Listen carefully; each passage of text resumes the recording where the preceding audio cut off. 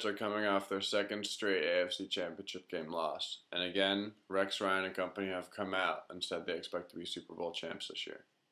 We have the most playoff wins of any team in the last 2 seasons, and it looks like we have a nice combination of young players and veteran leadership that could lead to a special type of season. Finally, the lockout has come to an end, and we're getting ready for the 2011 season. Top 5 stories of this past offseason, in my opinion, were the Nnamdi Asomugha chase, our new look wide receiving core, the re-signing of David Harris, Antonio Cromartie, and then also the revamped defensive line that we now have. It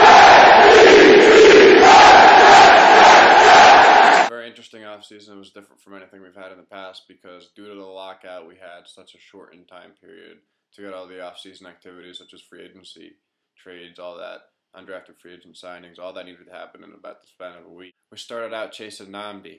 I don't know, in the back of my mind I always thought that we'd make a run at him at some point, but I didn't think we were going to be as serious as we ended up being.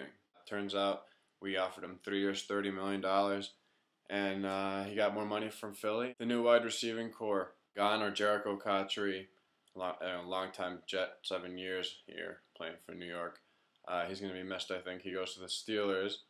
Braylon Edwards was not brought back. He's going to be replaced by Plaxico Burress, and Edwards wound up going over to the San Francisco 49ers for this season.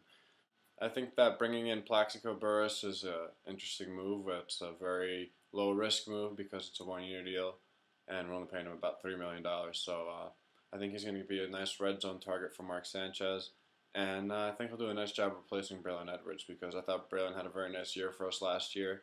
Did a lot for us in the running game, so hopefully the big body of Plaxico Burress can replace some of what we lose with the departure of Braylon Edwards. The next main off-season occurrence to me was the David Harris re-signing. I think he is a main cog to our defense. He's my personal favorite Jet. He kind of took the opposite approach of Darrelle Revis last year, where Darrelle held out for his contract. David Harris never whined about anything. He was a true soldier, and he ended up getting paid. He got 4 years, $36 million, and 29.5 of that is guaranteed, which is the most guaranteed money an inside linebacker's ever gotten. So good for him, and glad to have him back because I think him and Bart Scott are a great combination. Re-signing Antonio Cromartie, I think that was a good move for us to make. It's a nice fallback from losing Nnamdi Asomugha. He ended up going to us for 4 years, $32 million, which we ended up paying $1.5 million less than Jonathan Joseph got from the Texans and $4 million a year less than Nnamdi got from the Philadelphia Eagles. So I think that's a good value, and I think Cromartie is a good player, and I'm glad to have him back. Last point was the revamped defensive line. We saw our first 2 draft picks this year in the 1st and 3rd round go to addressing the defensive line, which was aging, and it needed an injection of some youth athleticism.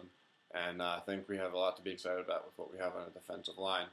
Between the rookies, Mo Wilkerson, who's going to be a 6'5", 305 defensive end for us out of Temple. I think he's going to provide some sort of pass rush for us from the defensive line, and he looks like he could be a special kind of player for us. He's already going to be a starter. And also I think Kenrick Ellis, the 6'5", 345 defensive tackle from Hampton, is going to be a player for us. He was first-round talent, but there was some question mark about his possible legal problems that made him drop into the 3rd round. He has a Chris Jenkins type of look to him. So those 2 guys being added to our line, along with veterans DeVito, Paua, Garner, Sean Ellis, and Trevor Price from last year. Chris Jenkins also retired. I think we did a good job bringing back the people we needed to bring back. A lot of people said we weren't going to be able to sign that core 4 of David Harris, Darrelle Revis, Nick Mangold, and the Brickshaw Ferguson, but we got it done. And on top of that, we also have Santonio and Antonio Cromartie as well. So I think that we didn't make any big splashes this offseason, but we brought back our guys, and I think that's what we needed to do.